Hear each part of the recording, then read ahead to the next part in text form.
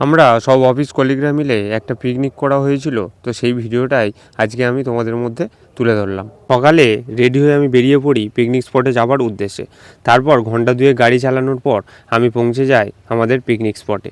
সেখানে গিয়ে দেখি আমাদের সকালে টিফিন দেওয়ার জন্য খাবার রেডি করা হচ্ছে, আর অন্যদিকে দেখছি যে আমাদের রান্নার সমস্ত সরঞ্জাম রেডি করা হচ্ছে, যাতে আমরা সময় মতো খেতে পারি। তারপর আমাকে ডেকে টিফিনটা দিয়ে দেওয়া হয়, আর আমি টিফিনটা নিয়ে খাওয়ার শুরু করি। আমি একদিকে টিফিন খাচ্ছি আর অন্যদিকে দেখি আমার বন্ধুরা সবাই এনজয় করছে, নাচানাচি করছে। সেটা দেখে আমিও ওদের সাথে ওদের টিমে যুক্ত হই। কিছুক্ষণ এইভাবে নাচ গান করার পর দেখি খিদে পাচ্ছে। তা দেখে রান্নাশালাতে গিয়ে দেখি যে আমাদের পকোড়া ভাজার জন্য মাংসটাকে রেডি করা হচ্ছে।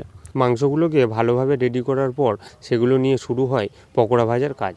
পকোড়াগুলো ভাজা কমপ্লিট হলে কাকু সেগুলোকে কড়া থেকে তুলে একটা জায়গাতে রাখে। তারপর আমি তার থেকে কিছু পকোড়া নিয়ে খাওয়া শুরু করে দিই। দুটো বন্ধুর জন্মদিন থাকায় আমাদের পিকনিক স্পটেই শুরু হয় জন্মদিন পালন করা। ওদের জন্মদিনে সবাই মিলে উইশ করার পর আমরা সবাই মিলে চলে যাই ফের আবার একটু এনজয় করার জন্য, নাচ গান করার জন্য।